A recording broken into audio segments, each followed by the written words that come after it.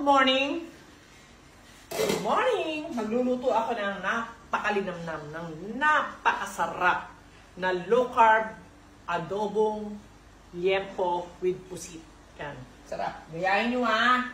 Simpleng mga luto lang tayo. Simple. So una, ito muna tayo sa liempo. Yan. Malinis na. Sobrang linis na yan. Sobrang linis na. Ganyan karami. Siguro yan mga 1.5 kilo lang. Ayan. So, titimplahan na natin siya ng ito, bawang. Bawang. Nalaglag na yung laurel. Ilagay na natin. Ayan. At saka sibuyas. Hatiin natin.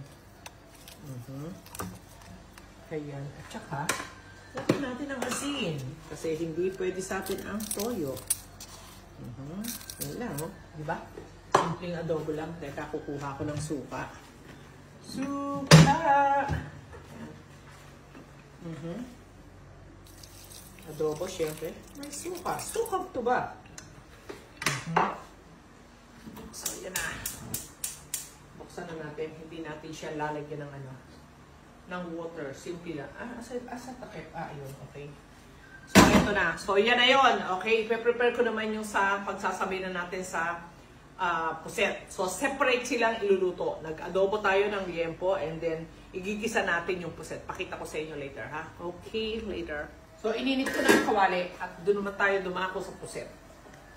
Lagyan natin ng konting oil. Coconut oil. Minola gamit ko, ha? Ayan. And then, syempre, lagay na natin si bawang.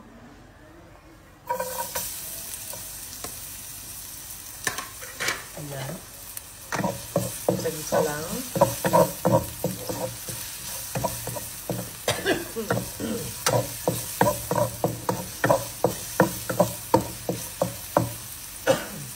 me. Ito, tinan nyo, silipig itong baka. Ay, baboy. Yung inaadobo natin, ha? Okay. Ayan, bawang. And lagyan natin si sibuyas.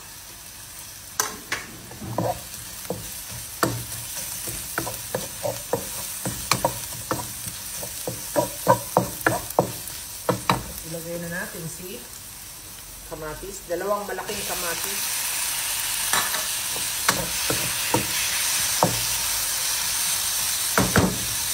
Siyempre, lagay natin si siling green.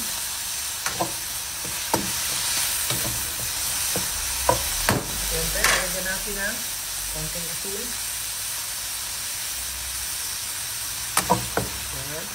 At siyempre, isasangkot siya natin. Takpan muna natin. Wait lang tayo. So, dumako tayo ngayon dito. Buksan mo. Ayan. Tutok mo. Okay. At azi. Ang aking inaadobong liempo. Ayan. Ganyan lang siya. And then, wait natin ang konti yan. Sige lang. So, ito yung puset. Look. Ayan, yung puset. So, 1 kilo lang na pusit yan. Pero tingin ko itong aming liempo nasa mga 1.5. Sakot ka pa natin ng konti.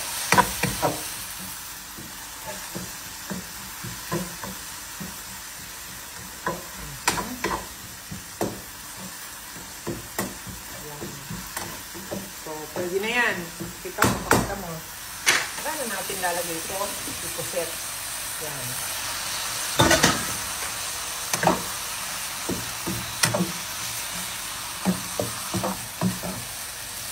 So, ngayon, sangkutsahin na natin siya. Sabay na silang nagsasangkot siya, pero magkahiwalay sila. Okay? So, later. So, this is it. Ang dami na niyang katas. At ito na ang ating next na gagawin. I-off na natin yan. And then, kukunin natin ang kanyang sauce. So, dito. Yan! Pakita mo, Ruel, ha? Yan.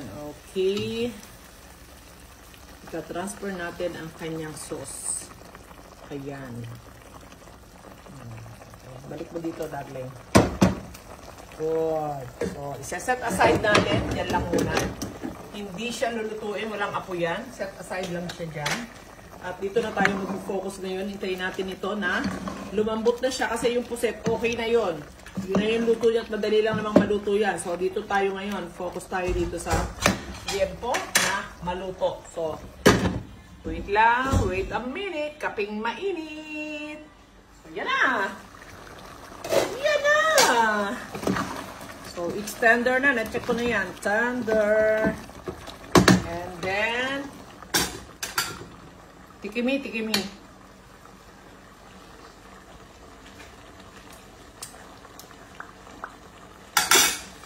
Sarap.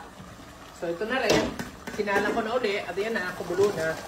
Saka natin ngayon ihahalo si malambot na liempo. Yan. See? Wow. Wagas. Wagas ang adobo ko. Diba? Ngayon, tinikman ko. Parang nakulangan ako sa anghang. Parang masarap kung may anghang pa. Konti. Yan. Garlic chili.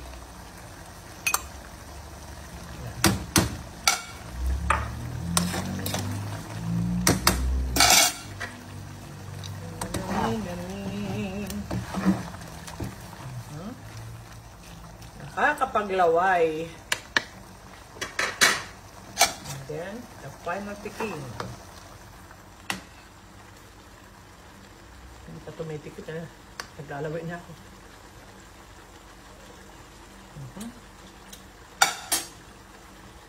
Para siyang may ano? And sarap. At saka, para siyang may sin sa dulo. Sarap, linamnam. Grabe. Perfect na.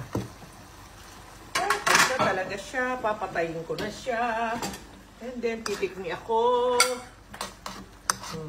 Sarap ng taba, oh. Taba, oh. Sige. Taba. Di ka na papayat. Di ka na papayat. Hindi ako ba gumawa ng kuntang yun? Napakabuset, ano? Pero alam mo, pag tinignan mo yung positive side nun, may inspire ka mamomotivate ka, diba? Sa mga matataba na sinasabi. Masyado namang sensitive, diba? Yung iba, pag narinig na salitang taba, magdidemanda na. Pero pag kabigyan mo naman ng ano, kinuha mo yung positive side ng ano, mamomotivate ka thank you, diba? Mga gentle reminder. Di ka na tataba. Di ka na papayat. Tikman na natin.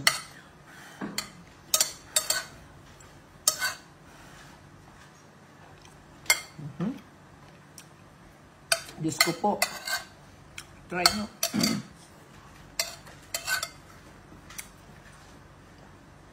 Paborito ni Andy yung ulo ng puset. Don't I want tentacles? Stop.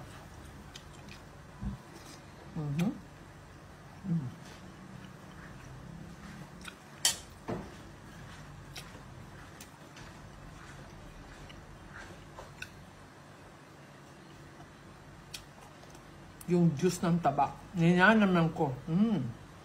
Kadanguya ako. Sarap. Sarap.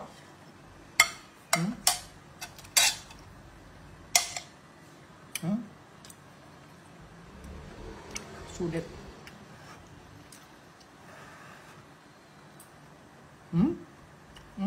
Pag kinagat mo, sabi ng mga fats. Ang sarap lang i-enjoy. Alam mo kasi nga, confident ka na pag fat adapted ka na, dyan galing ang ating energy from fats. Okay? Kaya huwag matakot sa taba. Kung ikaw ay low carber at seryoso ka, gawin ng tama, huwag ka matakot po sa pagkain ng may taba. Like liempo, tsaka mga crispy pata. Okay? Yan po ang tamang food natin sa strict low carb. Okay? Thank you. God bless. Gayahin nyo to, ha? Up! May pahabol pa ako.